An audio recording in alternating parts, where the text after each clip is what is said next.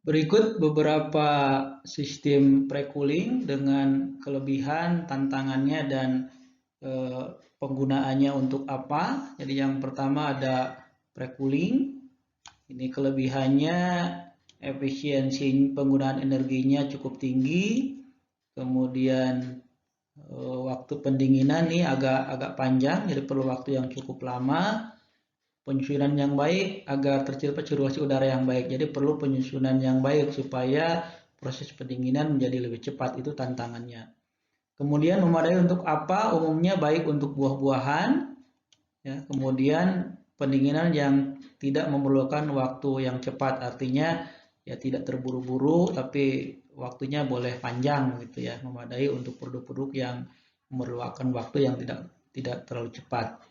Kemudian yang kedua adalah forced air cooling. Ini waktu pendinginan akan lebih cepat, relatif lebih cepat. Kemudian waktu yang dibutuhkan sangat tergantung kepada suhu udara yang digunakan dan suhu dingin yang ingin dicapai, gitu ya. Tantangannya begitu ya, tergantung pada waktu yang dibutuhkan, tergantung pada suhu udara yang digunakan. Kemudian memadai untuk buah-buahan, kemudian sayuran ya, seperti alpukat, terung mungkin ya, sayur-sayuran lain, kelapa juga bisa digunakan atau memadai untuk dilakukan pre-cooling dengan menggunakan forced air cooling. Sistemnya adalah dialirkan udara dingin ke dalam produk gitu ya.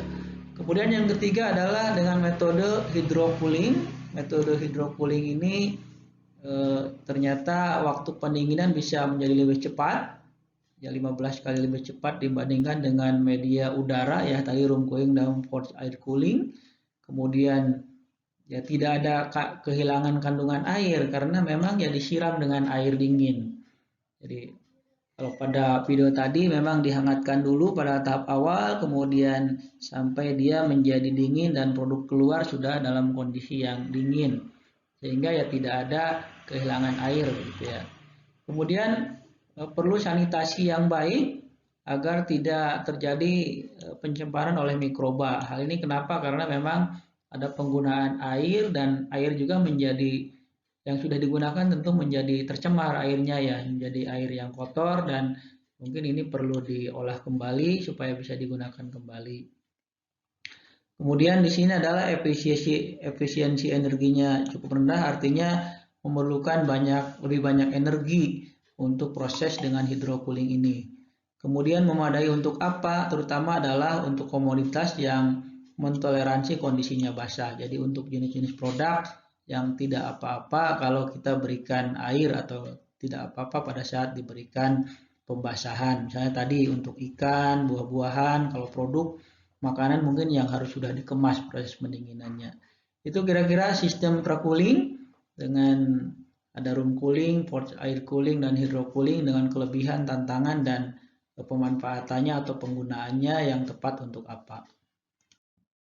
Pada bagian terakhir ini terkait unit operasi trimming, sorting, grading, dan pre-cooling terutama untuk produk sayuran dan buah-buahan, saya coba rangkum begitu ya. Jadi baik buah maupun sayuran, yang pertama ini mengalami proses trimming atau prompesan ya. Trimming dan prompesan sebagai suatu tahap unit operasi, inputnya adalah buah dan sayuran dalam kondisi masih utuh, kemudian ya dilakukan trimming ini, outputnya produknya adalah buah atau sayuran yang siap tahap lanjut berikutnya. Kemudian ada limbahnya berupa potongan sayuran, potongan buah atau bagian-bagian lain yang tidak dimanfaatkan atau menjadi limbah, dan ini bisa dibuang atau dimanfaatkan sebagai pakan ternak. Kemudian buah dan atau sayuran yang siap lanjut ini masuk ke tahap unit operasi berikutnya berupa sorting dan grading. Jadi produknya atau output dari tahapan unit operasi ini adalah berupa produk-produk dengan grade sesuai dengan standar dan kelas mutu. Kemudian ada yang di luar grade sesuai standar, maka dia akan menjadi upkir atau reject. Yang reject ini ya digabungkan ke bagian tadi, limbah atau potongan buah sayuran yang hasil limbah pada proses trimming, dan digabungkan mungkin untuk pakan ternak atau mungkin produk-produk turunan lainnya. Kemudian tahap berikutnya, sebelum tahapan selanjutnya, apabila mau disimpan dalam penempatan yang dingin, maka perlu dilakukan pre-cooling. Pre-cooling ini tadi sudah dijelaskan bahwa tujuannya adalah menyiapkan produk sebelum ditempatkan dalam tempat penyimpanan dingin untuk menghindari terjadinya shock supaya produk tidak mengalami kerusakan gitu ya. Dalam semua proses ini tentu saja dibutuhkan energi baik secara manual maupun mekanik maupun energi listrik. Misalnya dalam proses trimming, propagation dan sorting memerlukan energi secara manual maupun mekanis. Kemudian dalam pre-cooling tentu saja memerlukan daya atau energi, maksud saya memerlukan energi berupa energi listrik untuk menurunkan suhu ya, supaya produk yang tadinya panas lapang bisa diturunkan menjadi produk yang siap untuk disimpan dalam jangka lama dalam tempat pendinginan. Kira-kira demikian secara gabungan dari 3 tahapan trimming, sorting, dan grading serta pre-cooling. Pada bagian yang terakhir sekali saya coba sajikan latihan soal ya. Jadi silahkan dikerjakan latihan soalnya ini dan nanti kita bahas di pertemuan sinkron di dalam ruangan melalui pertemuan sinkron. Jadi dalam penanganan pasca panen untuk meningkatkan umur simpan buah pepaya sebanyak 1 ton misalnya ya, sudah berupa potongan-potongan kecil, jadi akan diproduksi melalui pengeringan dengan metode freeze drying nanti ya sebelum dikemas. Dalam pelaksanaannya diperlukan tahapan awal berupa pendinginan atau pre-cooling untuk mengurangi shock pada produk pepaya tersebut dengan mendinginkannya hingga suhu 5 derajat Celcius dari suhu awal 25 derajat Celcius. Pertanyaannya yang pertama adalah hitung berapa energi yang dibutuhkan untuk pre-cooling tadi. Jadi jika diketahui efisiensi penggunaan energi oleh mesin pendingin, dalam hal ini ya kita katakan proses pendinginan menggunakan sistem room cooling sebesar 50% efisiensi energinya.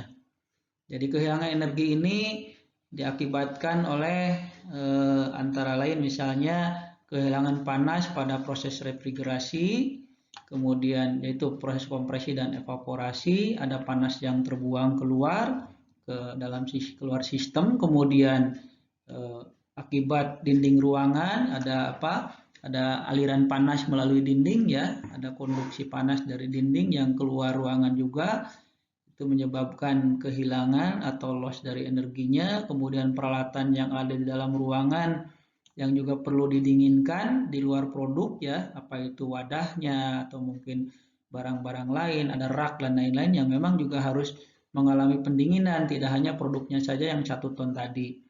Mungkin ada lampu penerangan ini kebalikan dari proses pendinginan, jadi lampu akan menyebabkan panas dan panas ini perlu didinginkan dengan energi ya dari mesin room cooling tadi. Suhu tubuh karyawan juga dan lain-lain menyebabkan kehilangan energi tadi. Jadi asumsikan bahwa efisiensinya adalah 50%. Coba tolong hitung berapa energi yang dibutuhkannya.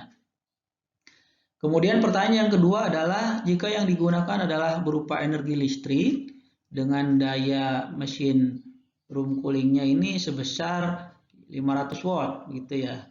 500 watt dayanya, hitung berapa lama pendinginan perlu dilakukan untuk mencapai angka 5 derajat Celcius tersebut. Tolong ini soal ini coba dikerjakan dan sama-sama kita bahas pada pertemuan secara sinkron di minggu kelima ini, dan kira-kira demikian ya, tolong dikerjakan soalnya dan mari kita bahas pada pertemuan secara sinkron dalam kelas. Demikian materi untuk pertemuan minggu kelima. Terima kasih atas perhatiannya, sampai jumpa di kelas sinkron maksud saya, dan mari kita diskusikan soal yang sudah saya berikan tadi. Terima kasih atas perhatiannya. Assalamualaikum warahmatullahi wabarakatuh.